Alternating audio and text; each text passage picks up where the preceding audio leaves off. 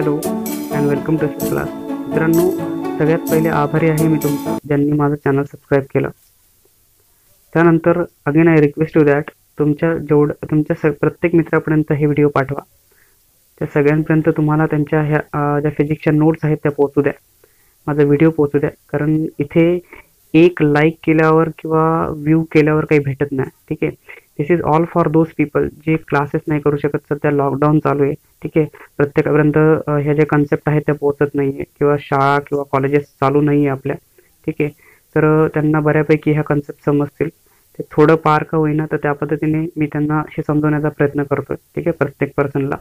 ठीक आहे, तर हे जे फिजिक्स आहे माझं, ते फिजिक्सवरती मी आत्तापर्यंत 3 लेक्चर घेतलेले आहेत. हे माझं 4थं लेक्चर असेल. तर जर तुम्ही ते बघितले नसेल तर आधी ते लेक्चर बघा, त्यानंतर तुम्हाला हे लेक्चर पण समजून जाईल की याच्यामध्ये actually vehicle on bank road exactly काय आहे, म्हणजे बँकिंग ऑफ रोड नेमकं काय असतं ते तुम्हाला चांगल्या पद्धतीने समजून जाईल. ठीक आहे, so I can start that की vehicle on bank road exactly काय असतं. तर तुम्हाला मी एक गोष्ट पहिले सांगतो की तुम्ही जर F1 रेसिंग बघितली असेल, F1 रेसिंगमध्ये ॲक्च्युली जे बाईक रेसिंग करतात ना, बरोबर, बाईकची जी रेसिंग असते, तर बाईक रेसिंगमध्ये तुम्ही जे रस्ते बघितले असतील असे काही कर्व आर्क सारखे रस्ते असतात, रोड्स असतात आपले. हे जे व्हेकल्स असतात, हे व्हेकल्स काय करतात, हे जे 2 व्हीलर्स असतात आपल्या, या 2 व्हीलर्स अशा रस्त्याने हे जाताना तुम्हाला दिसतील.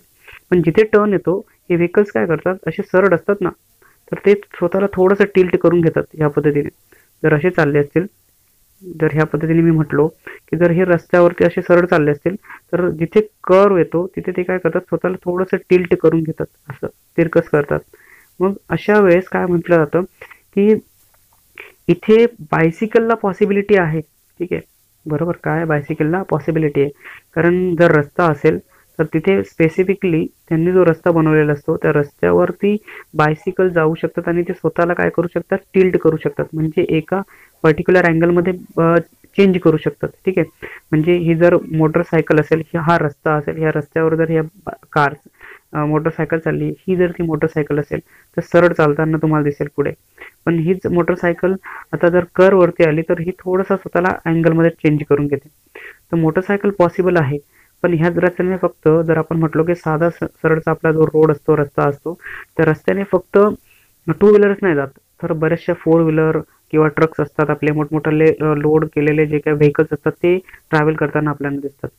तर जर जिथे रस्ता आलेला आहे, जर रस्ता आला आहे, जिथे सर्क्युलर मोशन सारखं कन्सेप्ट आलेली आहे, या रस्त्यावरती 2 व्हीलर तर ठीक आहे टिल्ट करून घेईल स्वतःला आणि इथून निघून जाईल, क्रॉस करून जाईल. पण 4 व्हीलर जे असतात जर खूप हाय स्पीडने आल्या तर त्या बाहेर निघण्याची जास्त शक्यता असते, ॲक्सिडेंट होण्याची जास्त शक्यता असते.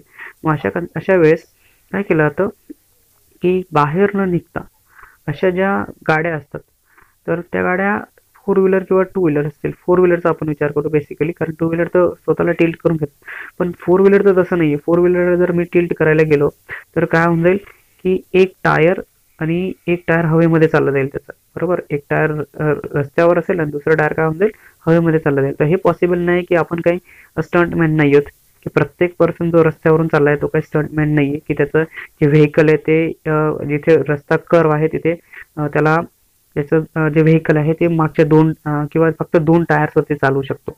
ठीक आहे, तर हे तर पॉसिबल नाही. म्हणून काय केलं जातं, असे जे रस्ते असतात त्यांना बँक केलं जातं. म्हणजे व्हेकलनं टिल्ट करता काय केला जातो, रस्त्याला, हा जर रस्ता असेल तर रस्त्याला थोडासा वरती अँगल दिला जातो थिटा, आणि ह्या थिटा अँगलवरती हे व्हेकल्स सगळे चालतात, बरोबर. म्हणजे की बँक करण्याची गरज नाही किंवा व्हेकलला टिल्ट करण्याची गरज पडत नाही. म्हणून banking of road is the best remedy म्हटलं जातं, best remedy for vehicle travelling at a high speed. म्हणजे जेव्हाही व्हेकल्स खूप हाय स्पीडने चालतात तर त्या स्पीडमध्ये चालण्यासाठी जर असे हाय स्पीड व्हेकल जर रस्त्याने चाललेत आणि जिथे रस्ता असा कर्व आहे, सर्क्युलर मोशन सारखा तुम्हाला दिसतो, तर त्यावेळेस अशा रस्त्यांना काय केलं जातं, बँक केलं जातं. Exactly the process of rising म्हटलं जातं. ही जी डेफिनेशन आहे तुमच्यासाठी, जी तुम्हाला लिहिता येईल बरोबर पेपरामध्ये जर तुम्ही लिहायला गेले तर the process of raising outer edge of a road over its inner edge, बरोबर. The process of raising outer edge of a road over inner edge through certain angle is known as angle of or banking of road म्हटलं जातं. मग बघा की एक रस्ता आहे, ठीक आहे, तर that is process of raising outer age. ठीक आहे. तर ही त्याची आउटर एज रस्त्याची, ठीक आहे. ही इनर एज रस्त्याची. So as over the rising outer age, process of raising outer age. तर ही जी आउटर एज आहे तिला काय केलं जातं, राईज केलं जातं, ठीक आहे. इथून ओव्हर इनर एज, ही इनर एज पासून इथे राईज केलं जातं रस्त्याला. So through a certain angle is non as a banking of road. त्याला म्हटलं जातं बँकिंग ऑफ रोड म्हटलं जातं, ठीक आहे. तर ह्या रोडवरती मग काय करतात, गाड्या चालतात. हे समोरून मी तुम्हाला दाखवतोय, फ्रंट व्ह्यू आहे आपला. तर इथून हे गाड्या असतील अशा, ठीक आहे. So here I can have a diagram. तर तुम्हाला दिसतंय की हे बँक केलेला रस्ता आहे आपला, ठीक आहे. तर गाडी ही समोरून येताना तुम्हाला दिसेल, इथे काय एक थोडासा अँगल तुम्हाला दिसेल रस्त्यावरती, हा ह्या पद्धतीने तुम्हाला दिसत असेल, ठीक आहे. आणि ही गाडी जी आहे ती समोर येताना तुम्हाला दिसते, बरोबर ना. समजलं सगळ्यांना आता की बँकिंग ऑफ रोड एक्झॅक्टली काय असतं, की आता हा जो आउटर एज आहे त्याला काय केलं गेलं आहे, राईज केलं गेलं आहे थ्रू द इनर एज मधून, ठीक आहे. देन मग and the angle made by the surface on road, ठीक आहे ना. सरफेस काय करतोय, हा जो प्लेन रस्ता आहे आपला त्याच्यामधून हा एक अँगल बनवला जातो with horizontal surface of road is called a angle of banking. म्हणजे आता हा जो थिटा आहे त्याला काय म्हटलं जातं, अँगल ऑफ बँकिंग म्हटलं जातं, बरोबर. The angle made by the surface, हा जो दिसतोय हा सरफेस प्लेन रोड सोबत जो अँगल बनवतोय that with horizontal surface road is called a angle of banking म्हटलं जातं. मग इथे बघा, इथे काही कन्सेप्ट मी लिहिलेले आहेत. सगळ्यात पहिले बघा की तुम्हाला दिसत असेल की ही जी गाडी आहे आपली, तिचा सेंटर ऑफ मास इथे आहे, ठीक आहे. तर इथे सेंटर ऑफ मासला जर मी ऑब्झर्व केलं तर एक नॉर्मल लागतोय हा इथे, आणि एक फ्रिक्शनल फोर्स तुम्हाला इथे दिसेल. ऍक्च्युली हा फ्रिक्शनल फोर्स, हा जो नॉर्मल असतो ना, तो रस्त्याला परपेंडिक्युलर काढला जातो. मी काढताना थोडासा वेगळा काढलेला आहे, हा असा परपेंडिक्युलर असतो इथे, ठीक आहे. इथे थोडासा तिरकस काढला गेला आहे, बरोबर. बघा की हा नॉर्मल आहे इथे. आता तर ह्या नॉर्मलला दोन फोर्सेसमध्ये रिझॉल्व केलं जातं, कारण आपण इथे तर याला काढता येत नाही. हा किती एक अँगल थिटावरती असतो. म्हणजे बेसिकली लक्षात ठेवा, हा थिटा बरोबर, आणि हा एक जो फ्रिक्शनचा थिटा असतो, हा एक इथला पण थिटा अँगल, हे सगळे सारखे असतात, बरोबर. नॉर्मलचा अँगल, फ्रिक्शनल फोर्सचा अँगल आणि रोडचा अँगल हा सगळा एक सारखा येतो इथे. मग अशा वेळेस जर मी याला कन्सिडर केलं तर काय येतं बघा, ह्या नॉर्मलला दोन फोर्सेसमध्ये रिझॉल्व केलं जातं, एक व्हर्टिकल कंपोनंट आणि दुसरा असतो हॉरिझॉन्टल कंपोनंट, ठीक आहे. तर ह्याला जर रिझॉल्व केलं मी, एनला दोन टाईपचे फोर्सेस निघतील माझ्याकडे, एक एन कॉस थिटा, दुसरा येईल एन साइन थिटा, बरोबर. म्हणजे हा एनला मी रिझॉल्व केलं इथे ह्याला आणि इकडे ह्याला, बरोबर.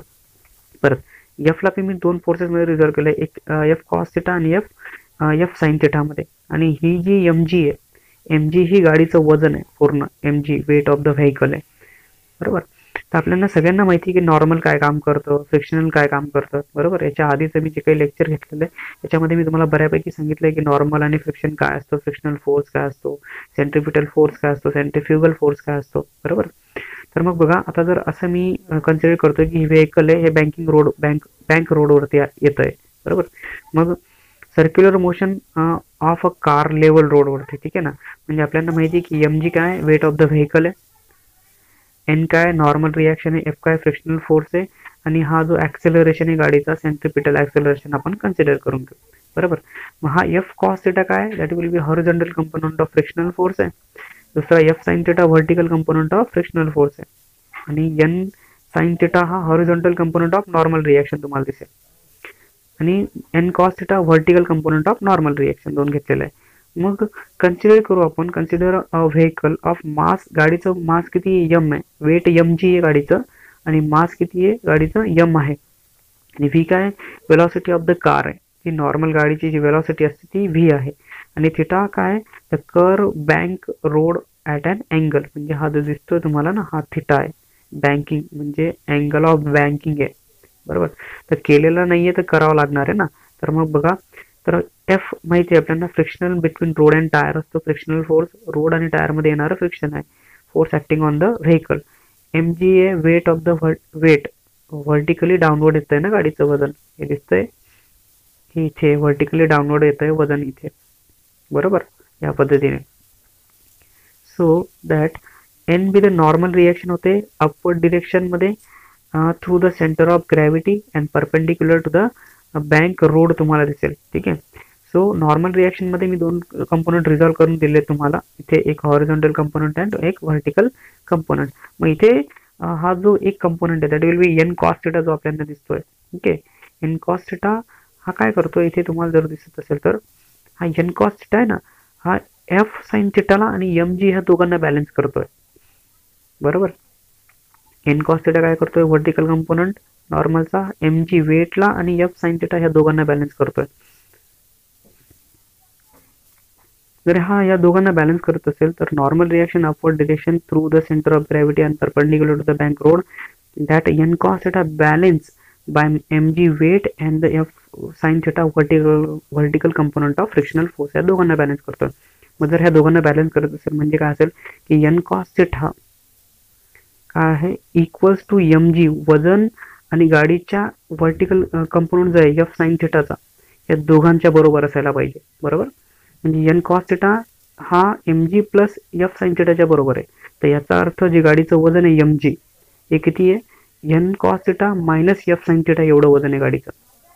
देन सेंट्रिपिटल फोर्स आपल्याला माहिती m V square by r, कारण सेंट्रिपिटल लागतोच obviously, provided by the n sine theta आणि एफ कॉस थिटा. तुम्हाला इथे दिसत असेल हा जो सेंट्रिपिटल प्रोव्हाइड केला जातो ना, एफ साइन थिटा आणि एफ कॉस थिटा हे दोघं एकाच लाईनवरती आहेत, ह्याच लाईनवरती आहेत दोघं. ठीक आहे, दोघं काय आहेत, ह्या दोघं एकाच लाईनवरती तुम्हाला दिसतील. त्यान ते balance m V square by r म्हणजे सेंट्रिपिटल तुम्हाला तिथे लावताना ते दिसतील दोघांचे दोघं, म्हणजे ते सेंट्रिपिटलच्या बरोबर आहेत. तर M V square by r and n sine theta plus cos theta m V square by r हे दोघं येऊन गेले. जर मी या दोघांना डिवाइड करून दिलं म्हणजे इक्वेशन 2 ला 1 ने डिवाइड करून घेतलं ना, हे दिसतंय मी इक्वेशन 1 कन्सिडर केलं आहे. M G is equals to N cos theta minus F sine theta हा इक्वेशन 1 आहे. आणि हे जे आहे ना एम व्ही स्क्वेअर बाय आरचं N sine theta plus F cos theta हे इक्वेशन 2 आहे. तर M V square by R upon M G हे तर पहिलं आलं, दुसरं एम जी आहे आणि हे n sine theta plus F cos theta upon n cos theta minus F sine theta लिहिलेलं आहे. बरोबर. So that here m g cancel होऊन जाईल आणि आर मल्टिप्लायचा डिवाइड होऊन जाईल म्हणजे v square upon R G होऊन जाईल. तर n sine theta plus F cos theta n cos theta minus F sine theta तुम्हाला दिसेल. सो हेअर अगेन दॅट जर मी ह्याला कन्सिडर केलं की इथे जो मॅग्निट्यूड आहे ना फ्रिक्शनल फोर्सचा हा कशावरती डिपेंड करतो, depends upon the speed of the व्हेकलवरती डिपेंड आहे. कारण फ्रिक्शन किती लागणार आहे ते गाडीच्या स्पीडवरती डिपेंड करतंय आणि टायरच्या मटेरियल वगैरेवरती डिपेंड करता येतं. So that we says that की magnitude of the frictional force depends upon the speed of the vehicle वरती डिपेंड करतंय. फ्रिक्शनल फोर्सचा मॅग्निट्यूड, डिरेक्शनची गोष्ट नाही करत मी, काय करतोय मॅग्निट्यूडची. बरोबर. So that magnitude of the frictional force depends upon speed of the vehicle for a given road surface and tyre and of a vehicle. ठीक आहे ना, रोड सरफेस आणि टायर ऑफ द व्हेकल वरती डिपेंड करत आहे. मग जर मी consider केलं की एक मॅक्झिमम स्पीड आहे व्हेकलचा, ठीक आहे, व्ही काय V max maximum speed of the vehicle आहे. तर मी त्या रोडवरती त्या रस्त्यावरती जर मॅक्झिमम स्पीडने गेलो, ठीक आहे, एकदम मॅक्झिमम स्पीड असेल त्या मॅक्झिमम स्पीडसाठी, मग इथे मॅक्झिमम स्पीडसाठी मॅक्झिमम फ्रिक्शन पण दिसेल तुम्हाला. So frictional force at maximum स्पीडसाठी किती लागणार आहे ते फ्रिक्शन. ठीक आहे, आणि हा coefficient of friction static friction आपण कन्सिडर करतो की गाडी जर थांबली असेल तर त्यावेळेस. बरोबर. सो इथे जो स्टॅटिक फ्रिक्शन आहे आपला हा friction so mu S into एनच्या बरोबर असेल. ठीक आहे, नॉर्मल रिएक्शनच्या बरोबर. स्टॅटिक फ्रिक्शन म्हणजे फोर्स ॲट मॅक्झिमम स्पीडला म्यू एस इंटू एनच्या बरोबर तुम्हाला दिसेल. तर मी ह्या दोघांना तिथे कन्सिडर केलं, त्या दोघांना कन्सिडर करताना मला हे दिसेल की आता हा व्हीचा V max square upon R G होऊन जाईल. कारण इक्वेशन 3 जे आहे ना माझं सध्याचं, या व्हीला मी मॅक्झिमम करून घेतलेलं आहे. बरोबर. आणि एफला लिहिलं आहे मी म्यू एस इंटू एन. ठीक आहे, ॲट मॅक्झिमम स्पीडसाठी एफ एम हा जो आहे आपल्याला दिसतो फ्रिक्शनला म्यू एस इंटू एन मी लिहून काढलेला आहे. So maximum v max upon R g n sine theta plus mu S into n cos theta mu S into n sine theta. So here जर मी ह्या दोघांमधून एनला कॉमन काढून घेतलं तर एन तर माझा कॅन्सल होणारच आहे आणि साइन अपॉन कॉस दोघांना इथे कॉसने डिवाइड करून दिलं, इथे कॉसने डिवाइड करून दिलं. इथे जर कॉसने डिवाइड केलं तर कॉस कॉस कॅन्सल होऊन जाईल, फक्त म्यू एस राहून जाईल इथे, कारण एन तर बाहेर लिहिलं आहे आपण इथे. इथे पण साइन अपॉन कॉस, परत इथे पण काय दिसेल तुम्हाला कॉस कॉस कॅन्सल होऊन जाईल, साइन अपॉन कॉस राहून जाईल. तर दिसतं ऑब्विसली साइन अपॉन कॉस असतो टॅन थिटा. बरोबर. Sine theta upon cos theta काय असेल टॅन थिटा असेल. परत म्यू एस तुम्हाला दिसून जाईल इथे 1 minus mu s sine theta. बरोबर. सो हेअर दोघं कॅन्सल करून दिले तर काय राहिले फक्त that will be observe that tan theta plus mu s 1 minus mu s tan theta असेल. सो आता हा आर जी तर डिवाइडचा आहे ना, काय होऊन जाईल मल्टिप्लाय, आणि हा जो स्क्वेअर होता याचा त्याने रूट करून दिलं ना आपला, तर हा आर जी tan theta plus mu s 1 minus tan theta. तर जर तुम्ही ऑब्झर्व केलं तर गाडीचा हा मॅक्झिमम स्पीड असेल कुठे, त्या रस्त्यावरती, बँक रस्त्यावरती, बँक ऑफ रोडवरती हा मॅक्झिमम स्पीड असेल. तर मॅक्झिमम स्पीडसाठी मला काय करावं लागेल, तो रस्ता बनवावा लागेल. म्हणजे ॲक्च्युली मला हा थिटा पाहिजे तिथे, की किती अँगल ठेवला की मॅक्झिमम स्पीड जर हा असेल गाडीचा, तर तिथे जो थिटा असायला पाहिजे तो किती असायला पाहिजे होता. की मग ती जी गाडी आहे ती काय व्हायला पाहिजे, ती रस्त्याच्या बाहेर न जाता काय होऊन जायला पाहिजे, ती रस्त्याने निघून जायला पाहिजे, सर्क्युलर मोशन परफॉर्म करून घ्यायला पाहिजे तिने तिथे. सो हेअर दॅट हा तर मॅक्झिमम स्पीड झाला गाडीचा. मग if the friction force is not there between the road and tyre, म्हणजे सपोज कन्सिडर करतो की फ्रिक्शन नाहीच आहे, म्हणजे म्यू एस नाहीच आहे, स्टॅटिक फ्रिक्शन नाहीच आहे त्याच्यामध्ये, तर काय होईल बरं, हा तर झिरो होऊन जाईल. चला ठीक आहे, बरोबर. म्यू एस झिरो झाला तर ह्याला पण झिरो करून देईल. इथे राहिला tan under root of tan theta, बरोबर दिसतोय ना. हा झिरो झाला तर म्यू जर झिरो झाला तर या टॅनला बी झिरो करून दिला, अपॉन अपॉन राहून जाईल, फक्त राहिला काय आर जी टॅन थिटा.